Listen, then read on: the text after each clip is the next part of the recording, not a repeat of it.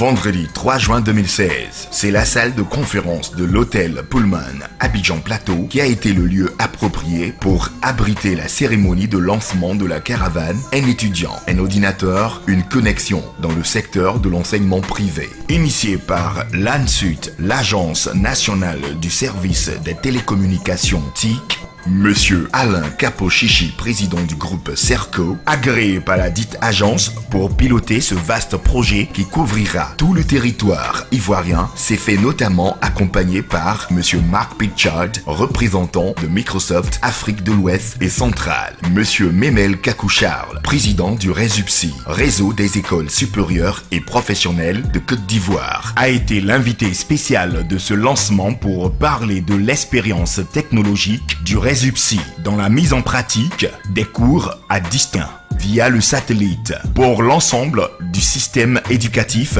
ivoirien. Il faut rappeler que cette caravane a le soutien de l'ANSUT, Agence nationale du service universel des télécommunications TIC, et de Open, première marque d'ordinateurs de fabrication ouest-africaine. Notons aussi la présence de plusieurs fondateurs des grandes écoles et universités de Côte d'Ivoire et aussi quelques étudiants venus assister à cette cérémonie de lancement de la caravane Un étudiant, un ordinateur, une connexion. Monsieur Alain Capochichi a défini les différents contours de cette caravane. Il s'agit aujourd'hui du lancement de la caravane du numérique et cette caravane-là, effectivement, s'inspire un peu donc, du programme global de l'Agence nationale du service universel qu'on a appelé le programme Un citoyen, un ordinateur.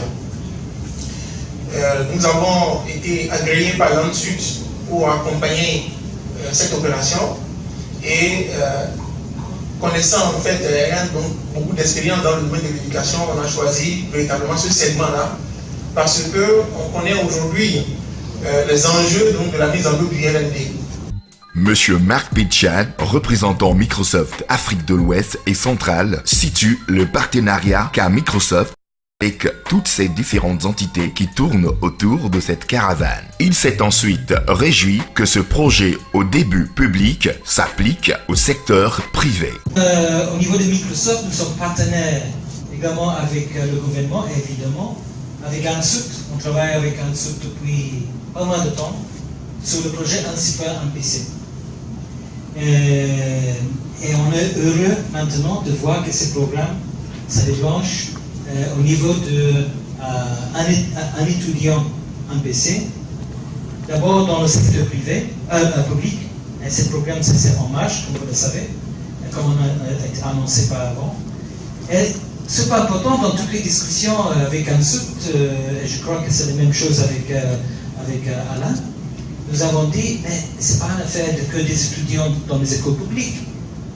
Les étudiants aussi dans les écoles privées, aussi eux, ils ont le besoin en termes d'équipement. Rappelons que ce projet Un étudiant, un ordinateur, une connexion vient en complémentarité avec le projet du RESUPSI, initié depuis 4 ans, qui a pour objectif d'interconnecter toutes les grandes écoles et universités privées de Côte d'Ivoire. C'est dans ce sens que dans son exposé, M. Memel Kakou-Charles, président du RESUPSI, a parlé du maillage de la ville d'Abidjan à travers l'interconnexion des établissements publics et privés de Côte d'Ivoire.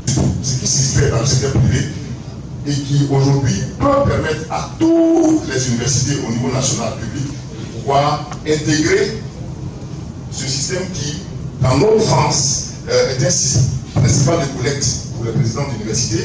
Chaque amphithéâtre sera équipé d'un client d'accès, aussi principal de collecte pour l'interconnexion et le partage des informations, des données et des applications. Ensuite, il sera mis en place un point d'interconnexion entre les universités privées et publiques d'Abidjan.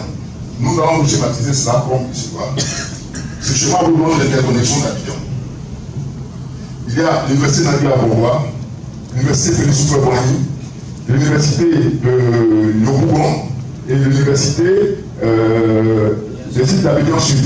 Et le RESUP est dans la zone basse centrale parce que nous avons une plateforme enterrée qui permet de pouvoir centraliser nos bases. et c'est une base sécurité. Ensuite, il a mis en exergue la mutualisation des cours avec l'harmonisation des emplois du temps. Appel, échange des données entre les écoles de Côte d'Ivoire. Il y a des logiciels qui foisonnent. Il faut aujourd'hui arriver à harmoniser les logiciels de gestion des écoles et les maquettes pédagogiques de notre corps d'enseignement. C'est ce que le ministère essaie de faire. La disponibilité d'une bibliothèque numérique couvrant tous les domaines. La possibilité d'avoir un accès aisé aux ressources numériques, en documentation, en images, en matériel audiovisuel et aussi pendant les cours et à tout moment, grâce à la plateforme que nous avons mise en place, une plateforme collaborative qui augmente les possibilités de la formation. La réduction de la distance sur l'étudiant qui peut être dispensée des problèmes de déplacement avec l'engorgement des bus et les défauts de moyens de transport. L'harmonisation de l'emploi du temps que nous pouvons aujourd'hui permettre l'accessibilité aux cours aussi bien dans les amphithéâtres, en dehors et à l'extérieur de ce pays. De lutter contre les perturbations circonstancielles que nous connaissons, il y en a encore qui viennent se dérouler cette semaine. Un surveil e-learning conforme aux standards des normes internationaux. Ça, nous allons parler avec le docteur Capoche ici sur ce que nous avons déjà mis en application parce qu'il faut arriver à harmoniser les choses pour que ça soit un truc assez standard. Un serveur web conférence interfacé avec un serveur e-learning, un serveur de téléphonie IP. Aujourd'hui, les écoles peuvent communiquer entre elles gratuitement parce qu'elles sont connectées et elles n'ont pas besoin de payer le téléphone parce que toutes les écoles connectées peuvent téléphoner gratuitement. Un serveur de messagerie collaborative que nous pouvons, toutes les applications sont ouvertes, on peut adopter ce qui sera bon pour les Ivoiriens. Un serveur de partage des connexions Internet. Il a enfin terminé avec le volet communication en présentant la chaîne Campus Monde et son utilité dans le monde de l'éducation en Côte d'Ivoire. Un serveur de diffusion radio et télévision. Nous avons encore ajouté une autre plateforme qui n'est pas encore exploitée dans le monde. Nous le disons, c'est une innovation ivoirienne. L'école ne peut fonctionner sans la communication. Le registre qui a pensé, et nous avons intégré dans tout ce qui est dispensé aujourd'hui le volet communication, radio et télévision au niveau de nos écoles. Nous devons pouvoir communiquer, partager et faire connaître ce que nous faisons chez nous. C'est vrai, par le net, nous le faisons. Quel est l'outil le plus porté au niveau de nos pays africains? C'est la radio et la télévision. Campus Monde. Radio-télévision. Campus Monde. Radio-télévision. Radio-télévision. Campus Monde. La radio au service de la formation. Campus Monde. La radio au service de la formation. Campus Monde. La radio au service de la formation. Campus Monde. La radio au service de l'éducation. Campus Monde. La radio au service de l'éducation.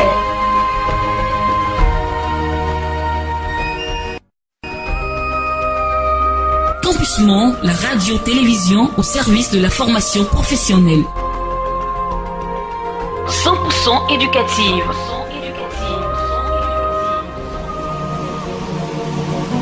Campus Monde, radio-télévision éducative, une idée originale du RESUP, réseau des grandes écoles et universités professionnelles. Donc, je suis bref.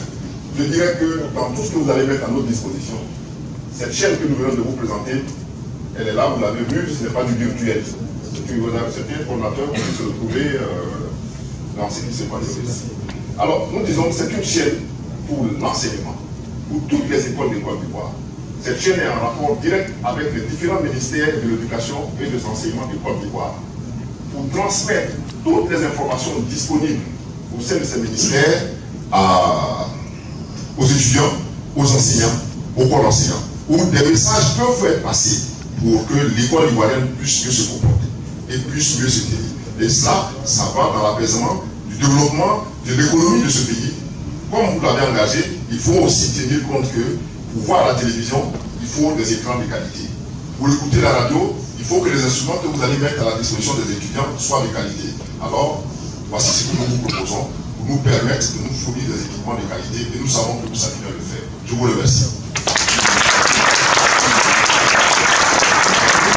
À la fin de la cérémonie, nos reporters ont tendu le micro aux différents intervenants de la cérémonie de lancement de la caravane, un étudiant, un ordinateur, une connexion.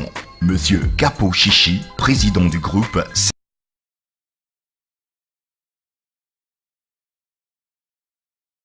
représentant de Microsoft Afrique de l'Ouest et centrale. Donc, ce qui nous réunit aujourd'hui, c'est le lancement du programme Un citoyen ordinateur dans son volet éducation à travers le programme Un étudiant un ordinateur. Et donc, nous avons, avec la marque Open, en collaboration avec Intel, Microsoft, lancé une opération de vente à crédit d'ordinateurs pour les étudiants, mais aussi pour les écoles, pour arriver à construire en fait une formation basée sur l'utilisation d'éthique dans l'éducation. Voilà, aujourd'hui, en fait, l'État a mis en place un projet Un citoyen ordinateur, et ça a été mis en œuvre par l'ANSUT, l'Alliance nationale des services universels. Le groupe Serco est partenaire, donc agréé par l'ANSUT, et la première marque ivoirienne à mettre en œuvre donc ce projet-là. Et dans ce contexte, en fait, nous avons droit à des réductions, une prise en charge en fait d'un certain taux, hein, de 6,5% par exemple sur les machines. Ensuite, avec les partenaires Microsoft, il y a une exonération en fait pour les licences. Et donc, ça permet en fait d'avoir un coût de l'ordinateur infini en fait qui revient vraiment accessible. En plus, l'État en fait a négocié avec les banques et donc il y a la possibilité pour les personnes de payer à crédit pendant 3 ans. Donc, ils peuvent payer un ordinateur à 100 francs et puis payer un peu pendant 3 ans. Microsoft et d'autres qui permettent de pouvoir en fait utiliser les basses fréquences pour créer un réseau d'accès Wi-Fi sur toute une ville.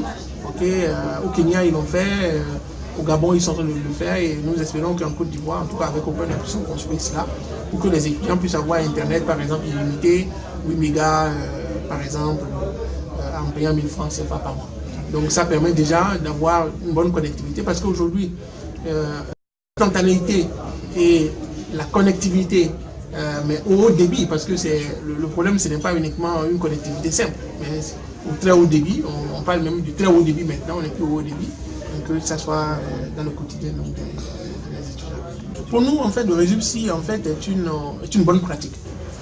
Parce que, vous savez, une chose est d'avoir un ordinateur, une chose est d'avoir un réseau, une école, mais l'autre est d'avoir une volonté véritable de mettre l'éthique dans le système d'enseignement.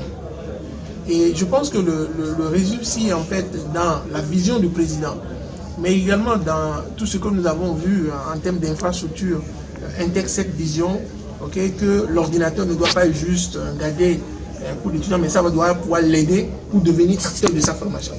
Par exemple, on a vu des systèmes de visioconférence, des systèmes où les étudiants, même qui sont malades, qui sont au champ, puissent continuer à recevoir des cours. Donc pour nous, c'est très important de pouvoir en fait dépassionner le débat lié au téléphone, lié à la tablette, lié à l'ordinateur, pour en faire un outil d'apprentissage. Oui, le réseau est un groupement d'établissements supérieurs et universités. Ce réseau est constitué de plusieurs écoles qui ont mutualisé leurs efforts dans l'atteinte d'un certain nombre de paramètres que sont la qualité en priorité, mutualiser les efforts au plan financier, au plan de la recherche pour pouvoir apporter une formation de qualité aux Ivoiriens et aussi vendre cette formation dans la sous-région et pourquoi pas hors du continent africain. De notre part, nous sommes Ivoiriens déjà. Nous nous sentons concernés par ce projet, un projet novateur, un projet qui répond à notre attente. Aujourd'hui, vous avez vu présenter l'ensemble de l'interconnexion que nous avons mis en place au niveau des universités, soit privées que publiques. Et cette interconnexion ne peut se mettre en évidence que si les Ivoiriens disposent des ordinateurs. Donc, le projet du gouvernement et le projet qui est aujourd'hui lancé par la structure Open rentre dans le cadre de ce que nous avons initié pour nos écoles. Et c'est un projet que vous avez dû comprendre, avec toute l'assistance qu'il y a, nous permet de pouvoir aller de l'avant et d'atteindre nos objectifs à nous aussi. Nous avons des écoles qui sont à l'intérieur du pays, à Korobo, à Ferté, à Bundiali, un peu partout, qui ne peuvent aujourd'hui accéder à l'Internet.